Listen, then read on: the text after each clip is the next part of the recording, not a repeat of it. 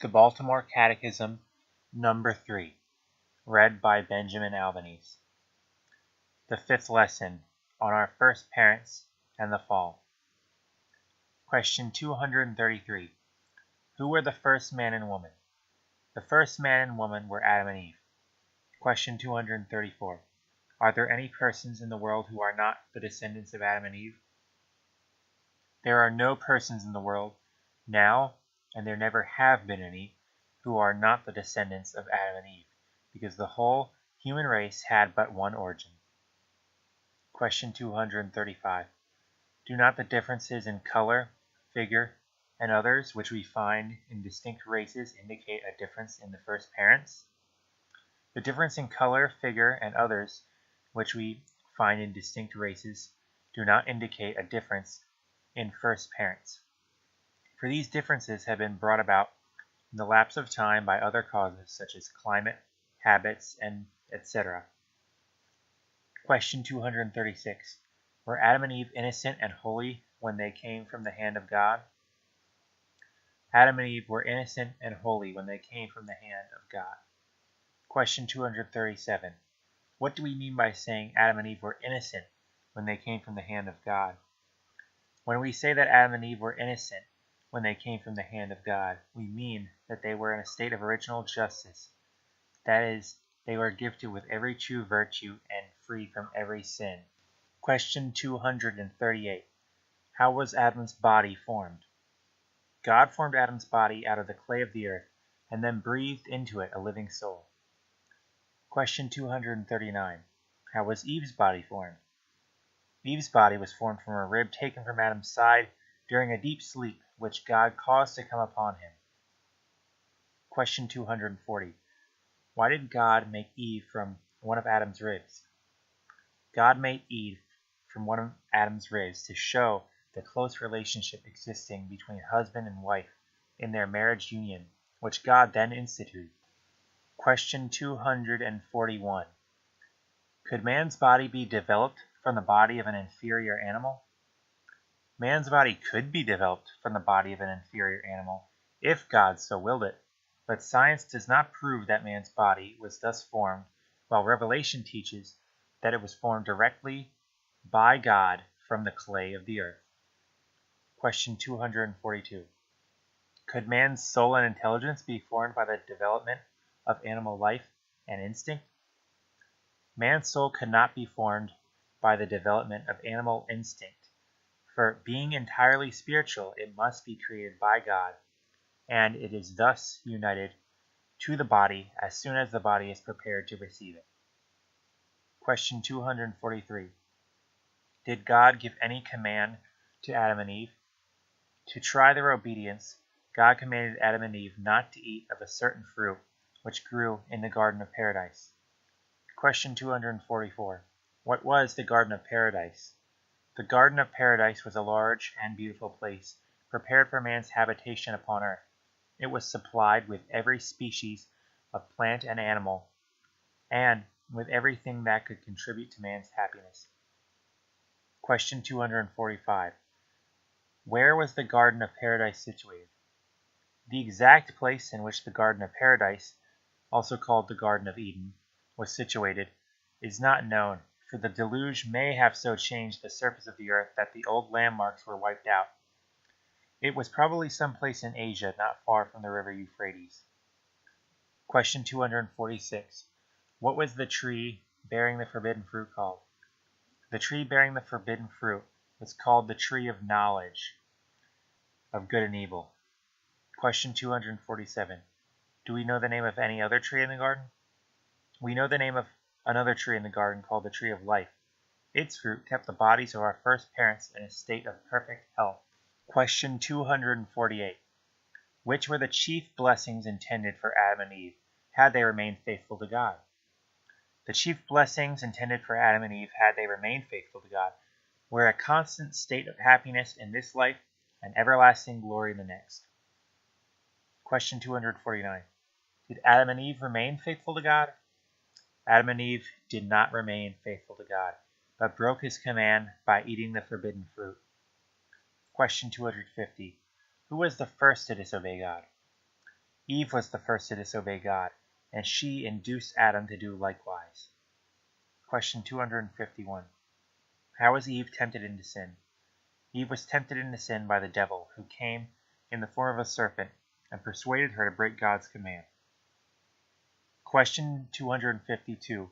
Which were the chief causes that led Eve into sin? The chief causes that led Eve into sin were, number 1, she went into the danger of sinning by admiring what was forbidden instead of avoiding it. Number 2, she did not fly from the temptation at once, but debated about yielding to it. Similar conduct on our part will lead us into all sin. Question 253. What befell Adam and Eve on account of their sin? Adam and Eve, on account of their sin, lost innocence and holiness, and were doomed into sickness and death. Question 254. What other evils befell Adam and Eve on account of their sin? Many other evils befell Adam and Eve on account of their sin. They were driven out of paradise and condemned to toil. But God also ordained that henceforth the earth should yield no crops without cultivation, and that the beasts, man's former friends, should become his savage enemies. Question 255. Were we to remain in the Garden of Paradise forever if Adam had not sinned? We were not to remain in the Garden of Paradise forever, even if Adam had not sinned. But after passing through the years of our probation or trial upon earth, we were to be taken, body and soul, into heaven, without suffering and death. Question 256. What evil befell us on account of the disobedience of our first parents? On account of the disobedience of our first parents, we all share in the sin and punishment, as we should have shared in their happiness if they had remained faithful. Question 257. Is it not unjust to punish us for the sin of our first parents? It is not unjust to punish us for the sin of our first parents, because their punishment consisted of being deprived of a free gift of God, that is, the gift of original justice, to which they had no strict right, and which they willfully forfeited by their act of disobedience. Question 258. But how did the loss of the gift of original justice leave our first parents and us in mortal sin? The loss of the gift of original justice left our first parents and us in mortal sin because it deprived them of the grace of God, and to be without the gift of grace, which they should have had, was to be in mortal sin. As all their children are deprived of the same gift, they too come into the world in a state of mortal sin. Question 259. What other effects followed from the sin of our first parents? Our nature was corrupted by sin. Our first parents, which darkened our understanding, weakened our will, and left us in a strong inclination to evil. Question 260. What do we mean by our nature was corrupted? When we say our nature was corrupted, we mean that our whole being, body and soul, was injured in all its parts and powers. Question 261. Why do we say our understanding was darkened? We say our understanding was darkened because even with much learning, we have not the clear knowledge, quick perception, and retentive memory that Adam had before his fall from grace. Question 262. Why do we say our will was weakened? We say our will was weakened to show that our free will was not entirely taken away by Adam's sin, and that we still have in our power to use our free will in doing good and evil. Question 263. What does the strong inclination to evil that is left in us consist? This strong inclination to evil that is left in us consists in the continual effort our senses and appetites make to lead our souls into sin. The body is inclined to rebel against the soul, and the soul itself to rebel against God. Question 264. What is this strong inclination to evil called, and why did God permit it to remain in us? This strong inclination to evil is called concupiscence, and God permits it to remain in us, that by His grace we may resist it, and thus increase our merits. Question 265. What is the sin called which we inherit from our first parents? The sin which we inherit from our first parents is called original sin. Question 266. Why is this sin called original? This sin is called original because it comes down to us from our first parents, and we are brought into the world with its guilt on our soul. Question 267. Does this corruption of our nature remain in us after original sin is forgiven? This corruption of our nature and other punishments remain in us after original sin is forgiven. Question 268. Was anyone ever preserved from original sin? The Blessed Virgin Mary, through the merits of her divine Son, was preserved free from the guilt of original sin, and this privilege is called her Immaculate Conception. Question 269. Why was the Blessed Virgin Mary preserved from original sin? The Blessed Virgin was preserved from original sin because it would not be consistent with the dignity of the Son of God to have his mother, even for an instant, in the power of the devil and an enemy of God. Question 270. How could the Blessed Virgin be preserved from sin by her divine Son before her Son was born?